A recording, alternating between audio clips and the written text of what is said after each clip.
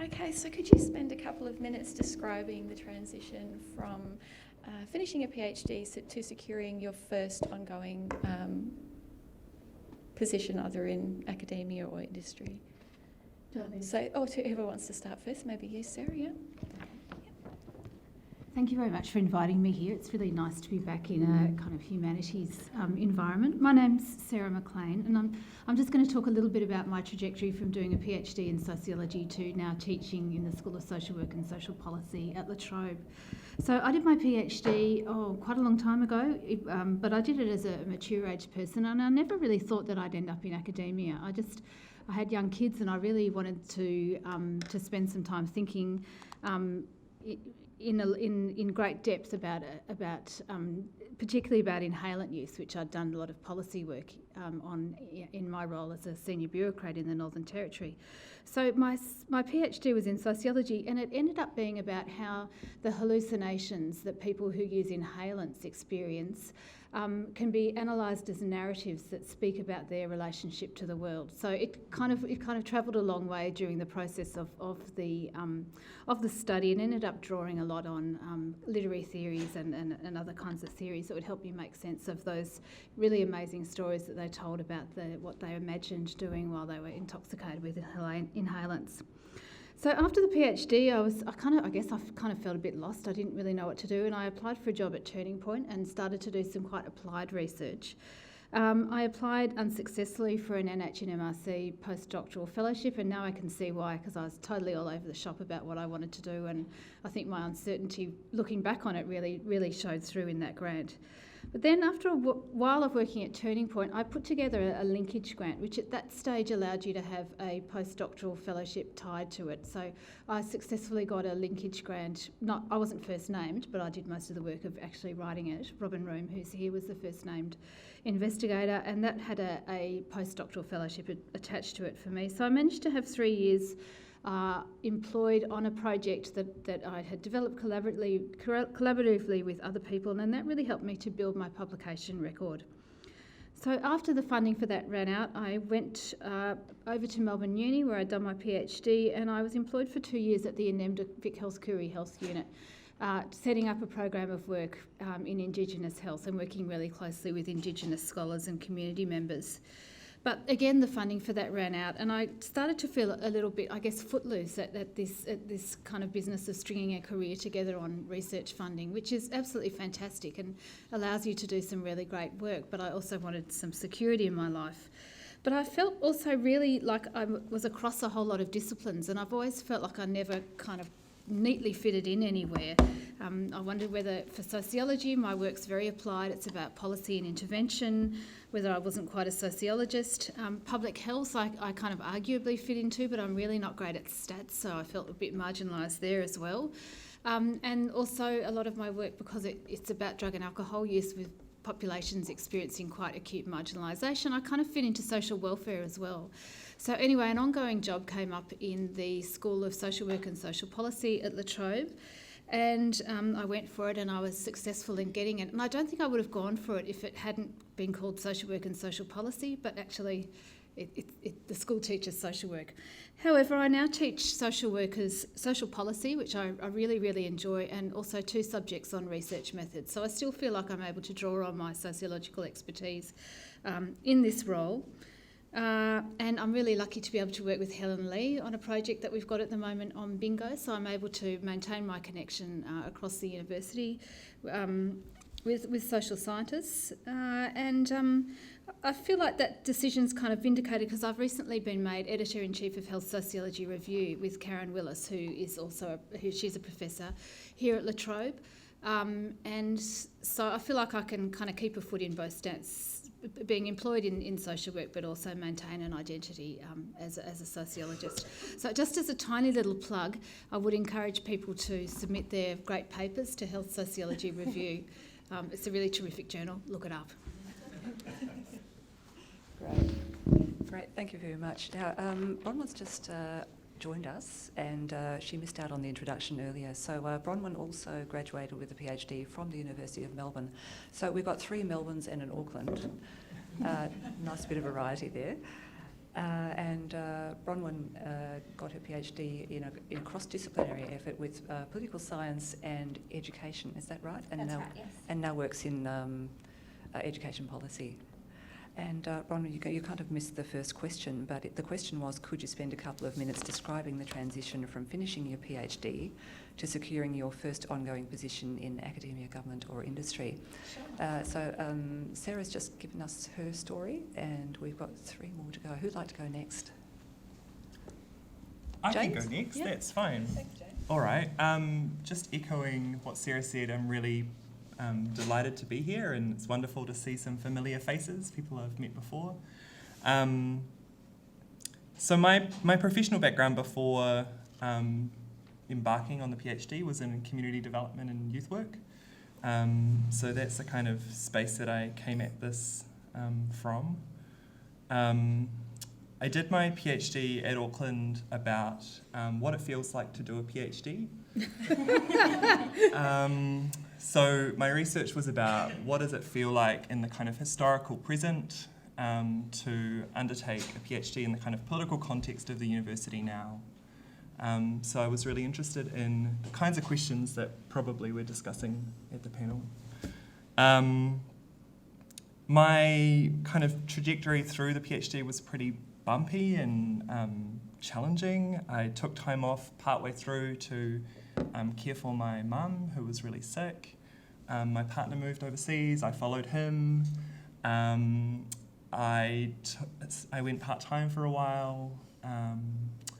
I ended up moving to Thailand in the middle of my PhD.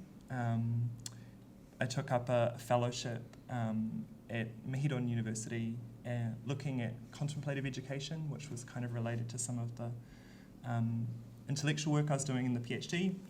And while I was over in Thailand, an opportunity came up to establish a new faculty of education. So while I was over there, I joined a team and we set up a new faculty at a university over there. So that was all during the PhD for me.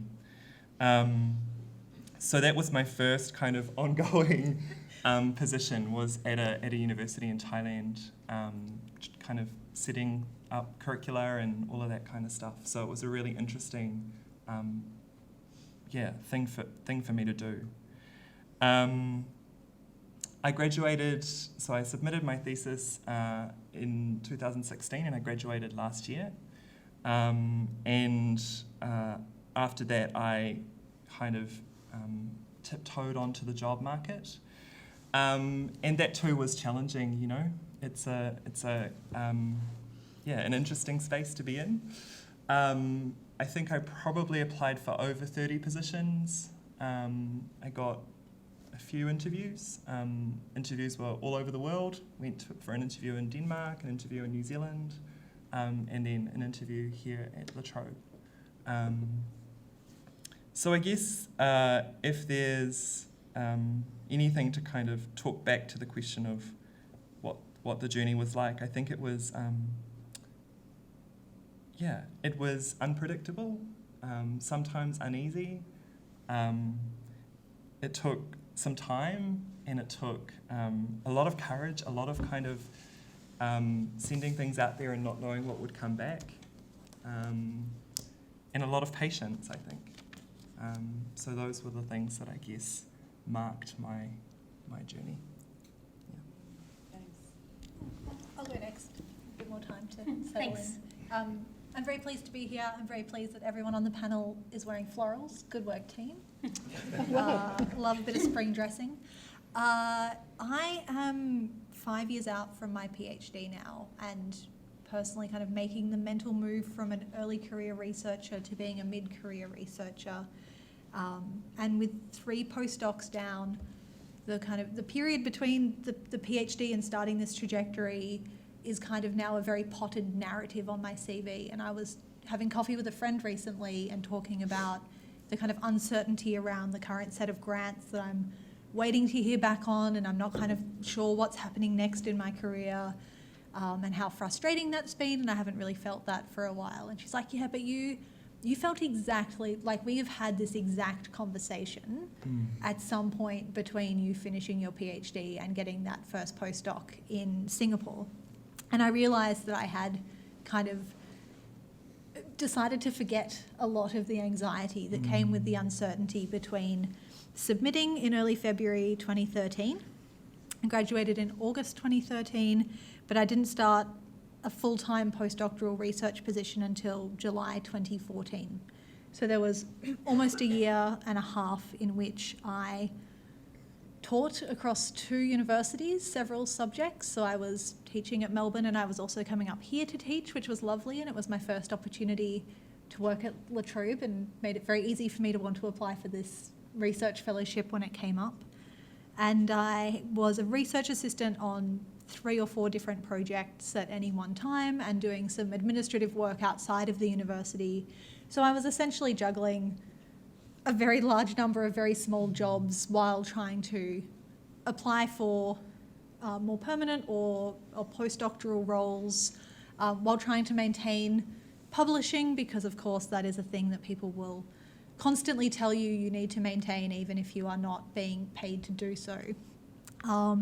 And so there was a lot of uncertainty, especially because I was very fortunate at the time that my partner was very open to the idea of being very flexible about where we ended up for a while.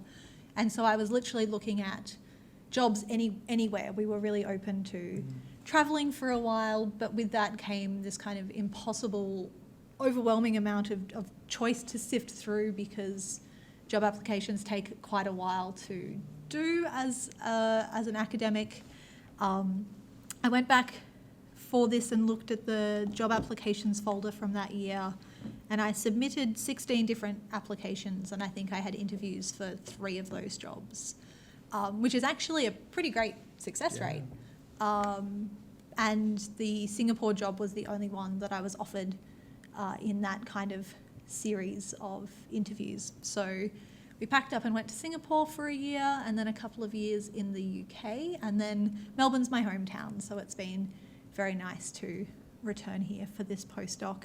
But there are still periods of uncertainty, but that was quite a stressful year in many ways, and I'm kind of glad that it's behind me, but it's a wonderful adventure ahead of you. Okay, Bronwyn. Thank you, and thank you for your grace in allowing me to slip in, I think unnoticed, partway through my fellow panellists' first introduction. I had a little, perhaps an atypical, well, theoretically atypical, but I think actually much more common than typical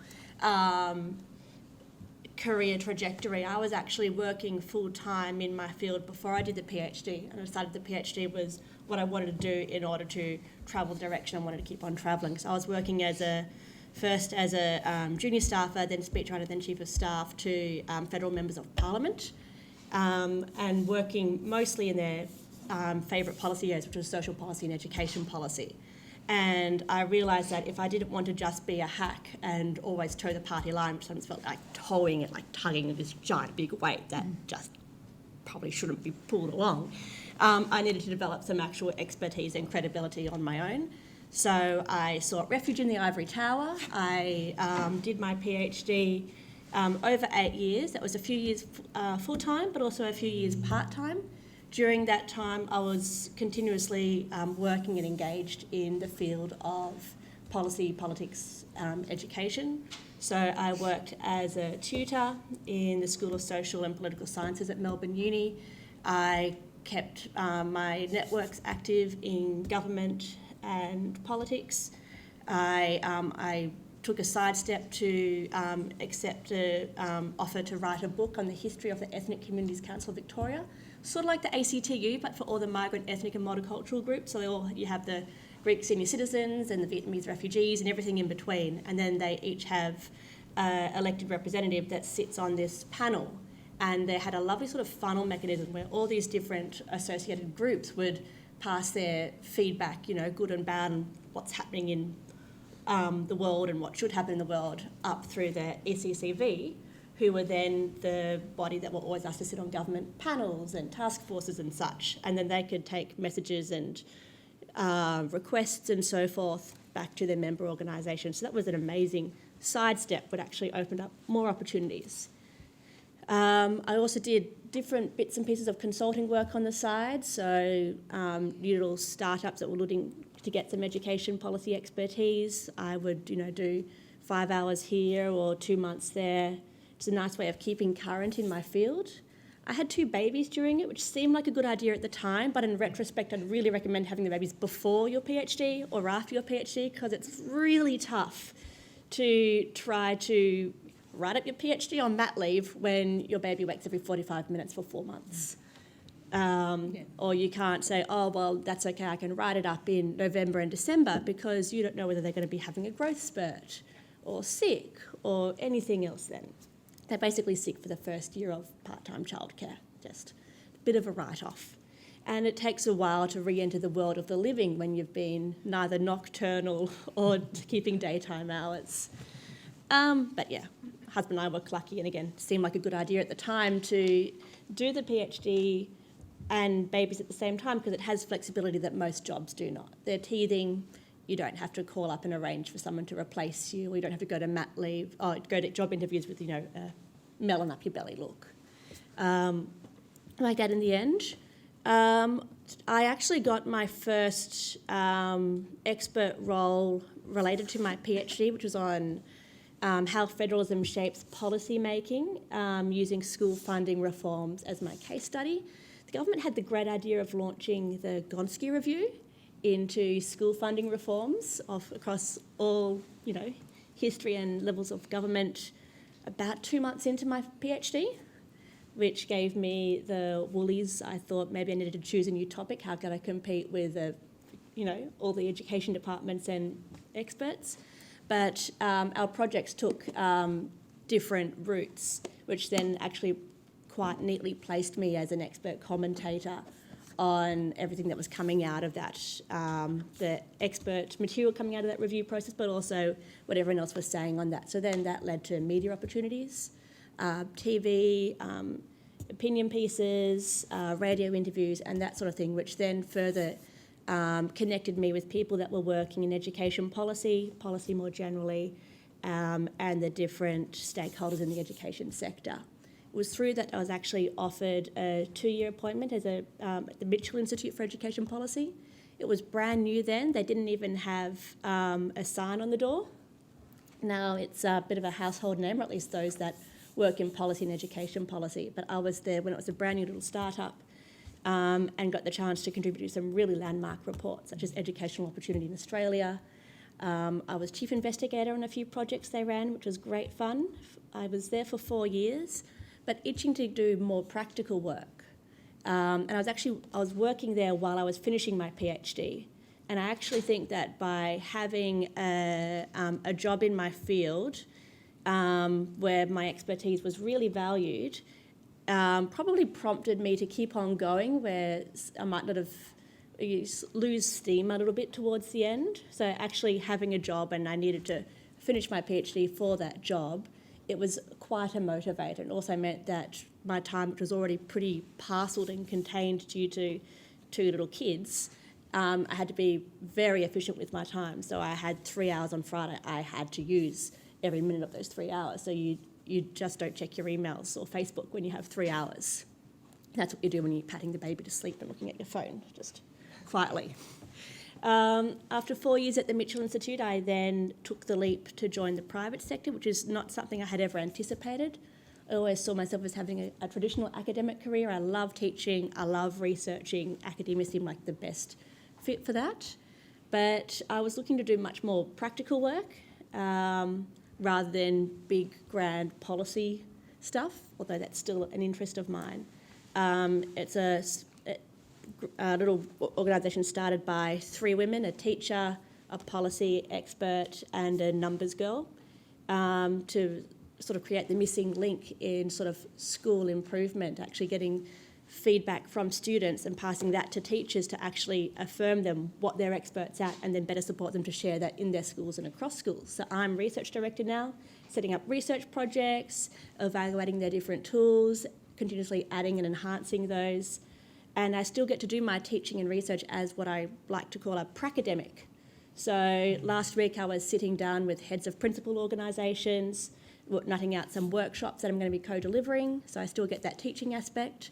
I sit down with deputy secretaries or undersecretaries or the director of professional learning in government departments around how we can link up with their policy frameworks and what stage of the policy cycle where there might be a great window of opportunity to get some action happening. So all the theoretical stuff I was doing in my teaching, but then all the practical skills I learnt during my PhD, plus the subject-specific material from the education component, feeding into my everyday, where I still do teaching and research and communication. Yeah. Fantastic. Thanks so much for sharing those stories. They're all fascinating and nicely varied. And Bronwyn, what you've just said actually leads very nicely into the second question, and I think I know what you're going to say already. Yeah. And the question is, in the current phase of your career, which particular skill or piece of knowledge that you picked up while you were doing your PhD is now most useful to you? No, I'm happy to go again. Probably the ability to be aware of all the material out there and know how to quickly pass what's out there and pick up what's most useful and then translate it for different audiences. I guess wrong. I thought she was going to say time management. Oh, yeah, that too. That's just sort of a given, I guess. Okay, Yeah. if we could just move along the table. And Sarah, what's your favourite skill? I don't know, as my children get older and older, my time management skills seem to be deteriorating really quickly around me. I think my PhD gave me an opportunity to really immerse myself in theory, and I spent a lot of time looking and trying to learn about different theoretical ideas, and that's something I still, often when I'm faced with something and I don't know where to go with it, sometimes I'll still go back to my PhD and look at my theory chapters, and even though they're a bit dated now, try to understand or work out whether there's a framework that I can use from the work that I've done in the past. So that's what springs to my mind in terms of what I draw on a lot in an ongoing way. Mine one's a bit similar. It's also the kind of thinking tools that I got to know during my PhD has been the most helpful thing now. I think I still rely on a lot of the reading that I did back then. It's given me a kind of good foundation for the kind of work that I do now.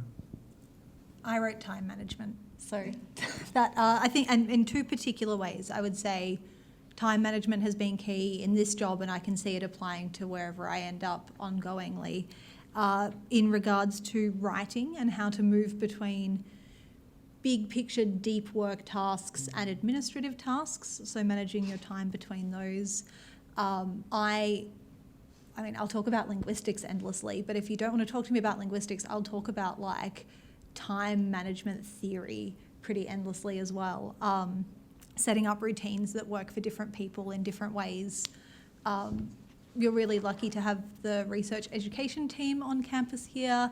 I made really good friends with basically the equivalent unit on my campus when I was a PhD student. So learning those skills, and then also time management in terms of learning when to say yes to things and when to say no to things. And I still rely on a couple of key friends to help me work through that kind of thing. You will go through a period where you know you're doing great work and these people who are doing things should work with you, and you want them to be, you want to say yes to everything, and then you suddenly find yourself in a position where you've said yes to too many things, and learning to say no to opportunities becomes really difficult and a thing you have to learn how to do, and learning kind of to read the signs of when a project is possibly going to be too consuming, or they'll want too much from you, or it's not a right fit. You don't have to say yes to everything. So they're my two time management skills. Okay, so for those of you who have travelled extensively or relocated as part of your career progression, could you describe perhaps some of the benefits and challenges associated with that? I guess I've probably clocked up the most. Yeah, sure. Do you want to go first while? Sure. Is my one going? All right, awesome. So I think that the mobility is a really kind of interesting question. So I think that the benefits of it can be really rich. It can open up not only career opportunities. It opens up knowledge opportunities. I felt really lucky to have the opportunity to study and learn and work and teach in Thailand. It opened up ways of thinking about education that I'd never thought about before. And I found that to be really stimulating and helpful for my career, to be able to think outside of a context that I grew up in. So yeah, I think there are those kind of rich aspects to it. It's also really hard. I find moving really hard. I'm a person that likes to kind of nest up, and leaving the nest feels really difficult for me, honestly, and it's still something that I'm adjusting to. I moved here in July, and I'm still kind of finding my feet here in Melbourne. So, yeah, I think there's multiple sides to it. I think it's also important to acknowledge that not everyone can be mobile. Different people have different reasons why they can and cannot move, and so it's also an important question to think about who can and who cannot move. I'm fortunate that that's something I've been able to do, but I understand not everyone has that possibility in their life. Yeah, I was kind of lucky. I assume Marg will tell me if she hasn't worked in magic. It's all good. I was really lucky that the PhD came at a time that fit with my ability to be very flexible about travel. So the work that I do in Nepal is with these very small communities who speak varieties of Tibetan that are very likely to not be kind of spoken within a few generations. And so across the PhD, I spent a bit over a year in Nepal. In the 5 years since, I've spent a bit over a year there. So on top of the travelling to particular locations to take up research fellowships, I then kind of, we get settled there, and then I leave my poor partner to kind of be there by himself while I go and do my work. So there's been travel, and then there's been travel on top of that. I mean, the benefits for me just living in Nepal have been multitude, like not even taking into account the research experience, just the opportunity to connect with people about their language and about culture and those kind of things has been really amazing. And then for the academic travel, just being familiar with what is happening in other corners of the world is really great. And I still rely on those networks of people to this day. You know, I'll go to a conference somewhere, and then there'll be people who I've known from Singapore or from the UK. You get to travel to conferences that you don't get access to in Australia. You get access to resources. So it's been invaluable for my work, but my work is very non-Australia centric. So I guess, you know, what fits with your work is good. And then there's just the kind of the strain of constantly uprooting. I remember when we were packing up to come back from the UK, I had a bit of a moment and just made sure that we got like 3 extra packing boxes, because I was like, if I have to buy coat hangers again, like for the 3rd time in 5 years, I'm just going to lose it, because we were constantly trying to travel as lean as possible. We didn't have children at the time, so it was as easy as it could be. I had a very portable partner who was very open to travelling. We didn't have much stuff to lug around. We didn't have pets. We have a robot vacuum cleaner. He comes with us everywhere. It was very easy to travel, and even then it was still emotionally and financially difficult with every transition. So I was very lucky to have supervisors who encouraged me to travel, and that there is something kind of daunting and an emotional hurdle that you need to get over to consider the possibility, and I strongly suggest considering it if it's a good fit for you. I would never judge anyone who doesn't want to travel. Did you want to add anything? Well, I haven't been able to relocate overseas since my PhD, because I was already in my 30s when I started the PhD and had a partner and 1 kid, and then I had another child about a year into my candidature. And incidentally, I think having a child in your PhD is a great idea. I just found it such a fantastic contrast between mopping up sick and piss, and then you turn to thinking about theory. Sorry? And then you turn to the baby. Yeah, that's right. I did manage to time it so that I didn't have anybody under 1 in my last year. That was important. So I was sleeping by then, but that did work for me. But given that I haven't been able to relocate overseas, and I would absolutely love to do that at some point, and I'm kind of hoping it's not too late.